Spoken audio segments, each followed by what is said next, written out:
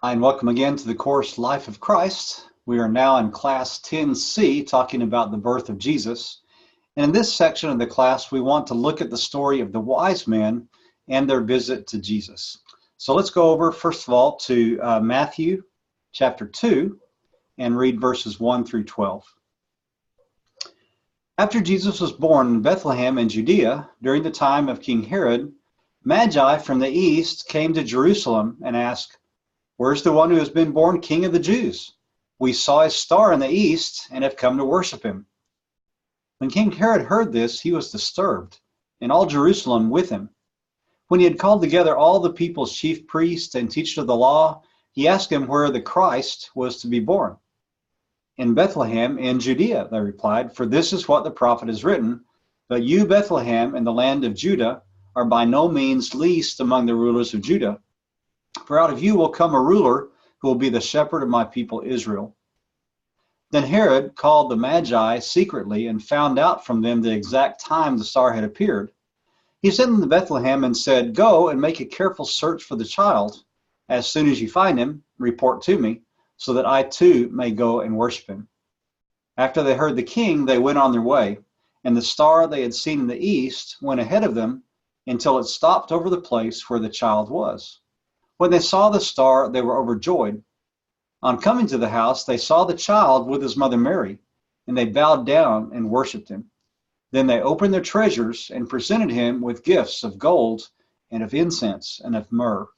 And having been warned in a dream not to go back to Herod, they returned to their country by another route. Now you think about this story, just reflecting on this text we read, and you know that things are not as they seem. First of all, the Magi were confused about where they were to go and who they were to see. They naturally went to the palace. You think, well, if a king is born, then the place you'll find him is in the palace. And so they go to see Herod as the king, and that turns out to be a mistake, but they didn't know any better. And so Herod is upset, although he doesn't show it right at first, his true reason. Herod's a paranoid person, so he's worried that this king will at some point displace him. And so he finds out, okay, so what's the story behind this? Who is this king? And how can we take care of him to remove any threat that he might be to me in the future? And so he acts like he wants the Magi to help him out so that he can also go worship the new king, but actually he's going to try to kill Jesus. And so it's an interesting story. And there's some question about the dates on the story. How long was it? You know, in many movies and presentations of the story, you have the wise men arriving on the night of Jesus' birth. And that could have been the case, but from this story, it almost looks as though it's sometime afterwards, that perhaps the star appears when Jesus is born, and they see the star, and they then go on the journey from the east to Bethlehem eventually. Some people think it may have taken as much as 2 years. And the reason why they thought of it is because when Herod tries to find out when the star appears and you know how old this child might be, he ends up killing the children that are 2 years or younger. And so it could be that the star appeared when Jesus was born. They go on the journey following the star. They get to Herod and finally get to Bethlehem. And then it says they stopped over the place where the child was. And verse 11 says, on coming to the house, they saw the child with his mother Mary. And if what we studied in the last part of the class was correct, then it was likely he was actually born in a cave. And that's actually where the Church of the Nativity is built, over a cave. And so if that's the case, then perhaps what we're seeing here is that Joseph and Mary stayed around in Bethlehem and may have actually been thinking about staying there to live, to settle down with Joseph's family, but then had to flee because of the danger to Jesus. And so again, the times, this went, how it all worked, did the star really move, all these questions that arise. You know, the overall point of the story is there was a prophecy about where the Messiah was to be born. He was born, and so the wise men are there to worship God and to learn from him. Okay. Now there's kind of a funny cartoon I saw of it that says after the three wise men left, the three wiser women arrived, and you have them bring in diapers and casseroles and formula, maybe more practical, immediate gifts than what the wise men brought. And we actually don't know if there's three wise men or more or less. We think there, was that because there were three gifts. And there could have been three, but it actually doesn't ever say the number. And tradition has them as three with the names that we saw in that video of the 21st century nativity. You also wonder why those gifts. And again, there may have been some aspects of tradition, and they picked those gifts because that's what you would give a king.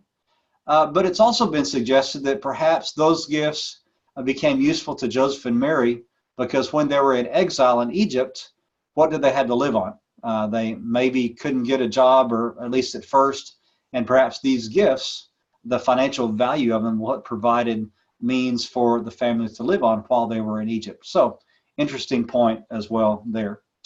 So if we go on to think about the story a little bit more, the question that I have in my head is, what was the purpose of the Magi coming? Because it's really kind of a random story. You have all these things happening in Bethlehem and Judea and Israel, and all of a sudden, out of the east, a long way away, you have this group of Magi that makes a long journey going and coming, some confusion, some cost. You think, why these men? Why from only the east? Was this one of maybe a number of journeys that people made from other parts of the country too? Or was it just them? What was the reason for it? I believe that we can suppose that God sent them to worship Jesus and perhaps provide for them in the coming time in Egypt. I certainly think that's a possibility. I also wonder if these Magi weren't perhaps there to see with their own eyes Jesus, this new king, and begin to ask, who is he? Why are they calling him a king? What's his kingship going to be like? Where is he going to reign? And so perhaps they began to learn about this Jesus as the new king, and they took that message probably back with them to the east. And it's been suggested that some of the early pictograms, for example, in China, which is in the Far East, have some gospel concepts in the pictograms. And perhaps those ideas in those pictograms in the Chinese language come from perhaps these Magi as they shared the story of Jesus with the people in the East, whether it's Persia or China or some other place. But as we see in the story, besides those two good things, learning about and carrying that message, then we also see that one of the purpose of their visit, or one result of their visit, was that they alerted Herod, and then Herod began to try to seek Jesus out and to kill him. And so you have then the next story coming, beginning in verse 13.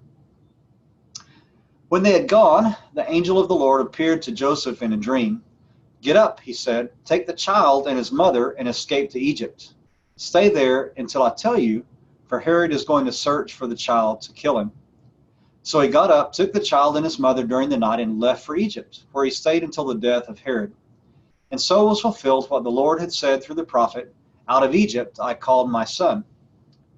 When Herod realized that he had been outwitted by the Magi, he was furious, and he gave orders to kill all the boys in Bethlehem and its vicinity who were 2 years old and under, in accordance with the time he had learned from the Magi. Then what was said through the prophet Jeremiah was fulfilled.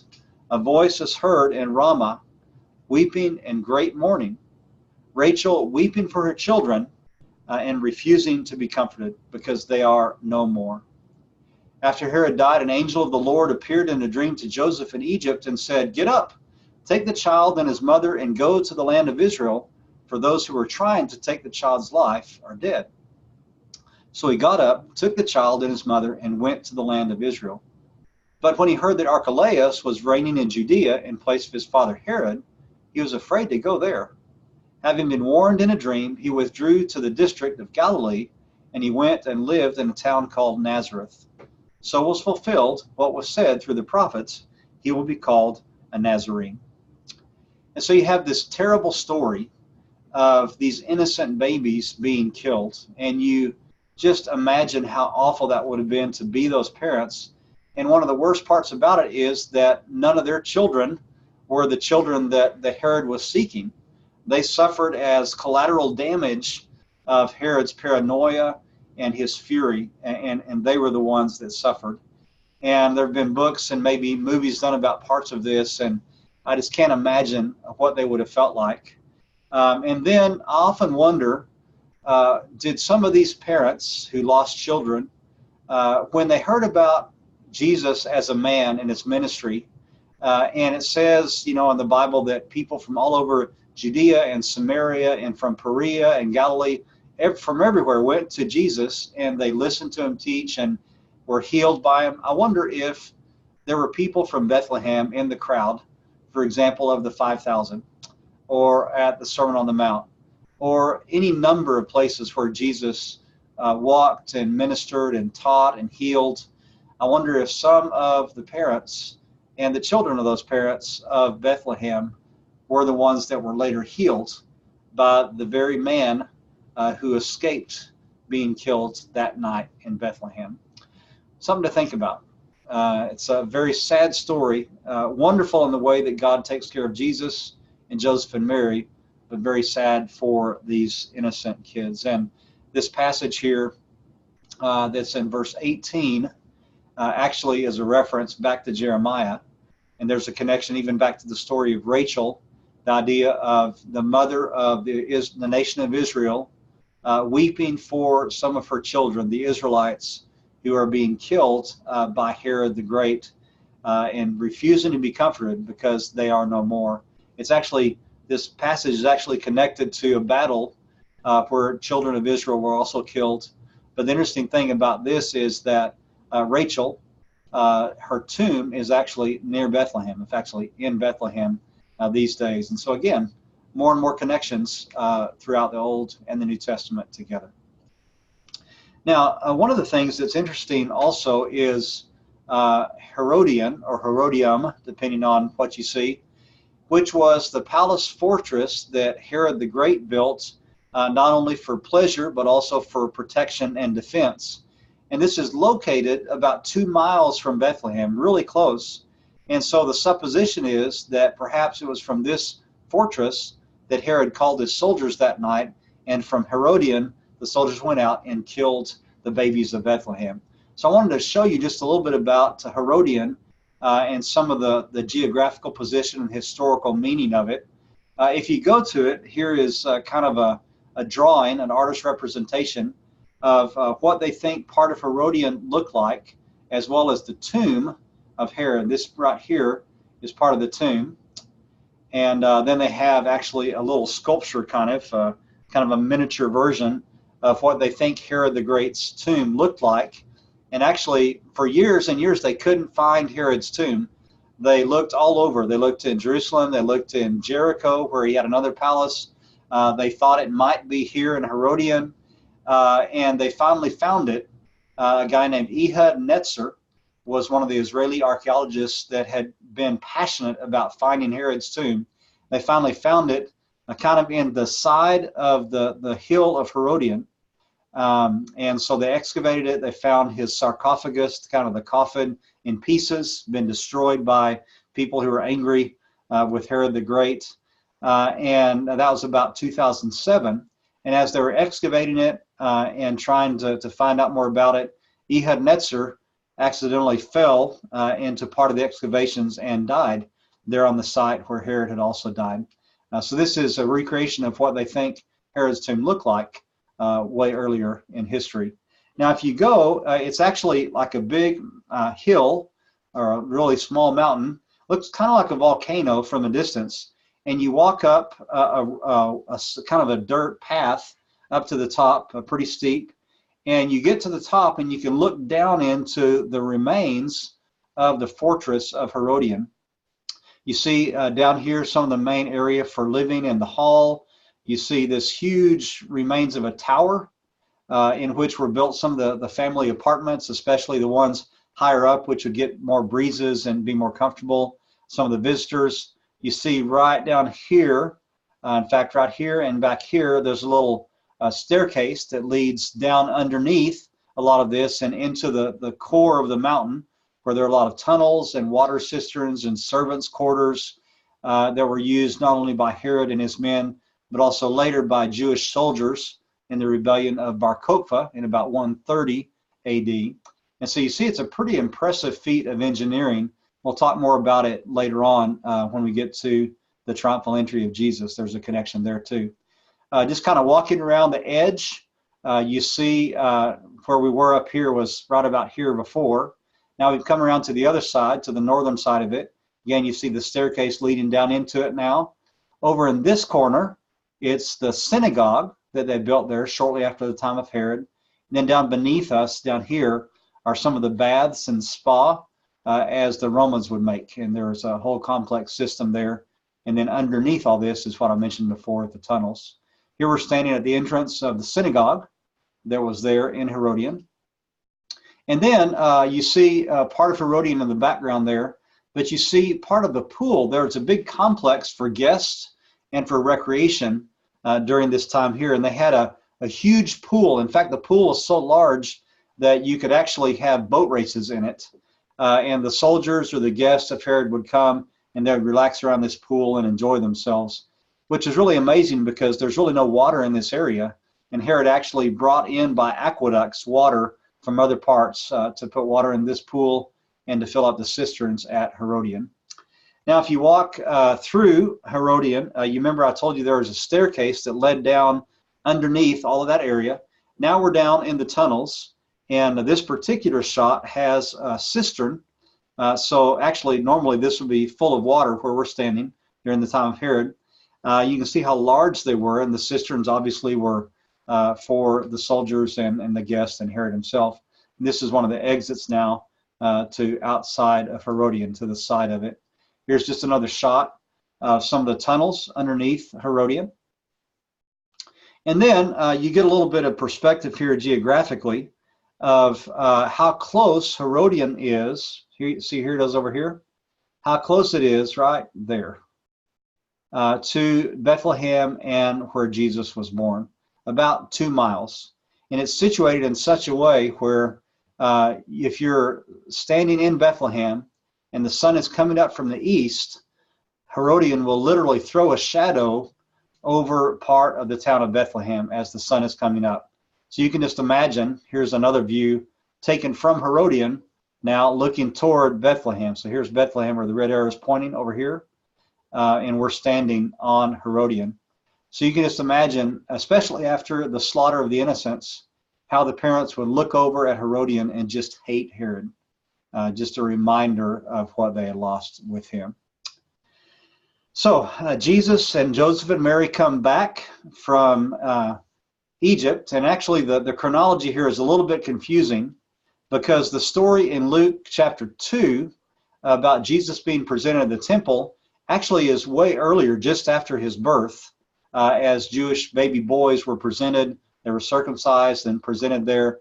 And so we kind of, the chronology is a little bit off. This is before somehow they went to Egypt. And the possible chronology is that if Jesus was born and then stayed in Bethlehem with Joseph and Mary, and if the wise men were finding out about the birth of the king and saw the star, then for the first 2 years of Jesus' life, they would be traveling, and then the events in Matthew 2 would then happen when Jesus was about 2 years old. And so that would make sense that Luke's story of Jesus being presented in the temple would occur during the first few weeks of Jesus' life, and Herod doesn't know yet about it because the Magi have not arrived just yet. So let's go back over, if we can, to Luke chapter 2, and let's read part of this story about Jesus being presented in the temple. Beginning in verse 21. On the 8th day, when it was time to circumcise him, he was named Jesus, the name the angel had given him before he had been conceived. When the time of their purification according to the law of Moses had been completed, Joseph and Mary took him to Jerusalem to present him to the Lord. As it is written in the law of the Lord, every firstborn male is to be circumcised, consecrated to the Lord, and to offer a sacrifice in keeping with what is said in the law of the Lord, a pair of doves or 2 young pigeons. Now there was a man in Jerusalem called Simeon, who was righteous and devout. He was waiting for the consolation of Israel, and the Holy Spirit was upon him. It had been revealed to him by the Holy Spirit that he would not die before he had seen the Lord's Christ, or the Lord's Messiah in Hebrew. Moved by the Spirit, he went into the temple courts. When the parents brought in the child Jesus to do for him what the custom of the law required, Simeon took him in his arms and praised God, saying, "Sovereign Lord, as you have promised, you now dismiss your servant in peace. For my eyes have seen your salvation, which you have prepared in the sight of all people, a light for revelation to the Gentiles and for glory to your people Israel." The child's father and mother marveled at what was said about him.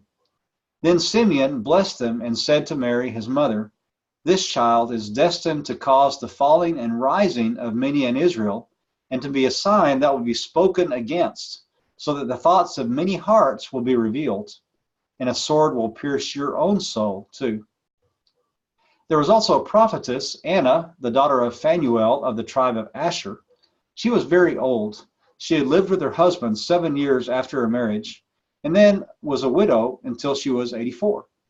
She never left the temple, but worshipped night and day, fasting and praying. Coming up to them at that very moment, she gave thanks to God and spoke about the child to all who were looking forward to the redemption of Jerusalem. When Joseph and Mary had done everything required by the law of the Lord, they returned to Galilee, to their own town of Nazareth. And the child grew and became strong. He was filled with wisdom, and the grace of God was upon him. Again, we think about what it would have been like for Mary and Joseph to go to the temple, which you see here, maybe the area of the temple, the court of prayer, the court of women, that they might have gone for this. You think about what they would have thought when they heard these words about their new son.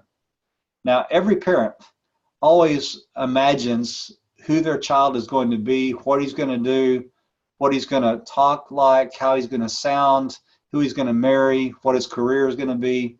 You always think about that for your children. You dream the very best for your children. Now, Joseph and Mary already knew that Jesus was special. They knew that he was divine, and yet they didn't know how that was going to play out. They didn't know any of the details about it. And so when you have Anna and Simeon coming and saying all these wonderful things about their child, naturally they'd be proud and they'd be excited about a lot of it. But then it would also be worrisome when it says that he will cause falling and rising in many. A sword will pierce your own soul too. And you wonder if that was foreshadowing. That probably wasn't comforting to think about for Mary especially. And you imagine the scene of later on Mary at the foot of the cross and looking at her son up on the cross and thinking back to this moment perhaps when Simeon said, "A sword will pierce your own soul too." It would have seemed like that to her, I would imagine, while Jesus was on the cross. So that's the birth of Jesus and much of the background and some of the details culturally that help us understand just a little bit more about what that would have been like. Hope that's been helpful to you. We're looking forward to the next class. We'll see you then. God bless you.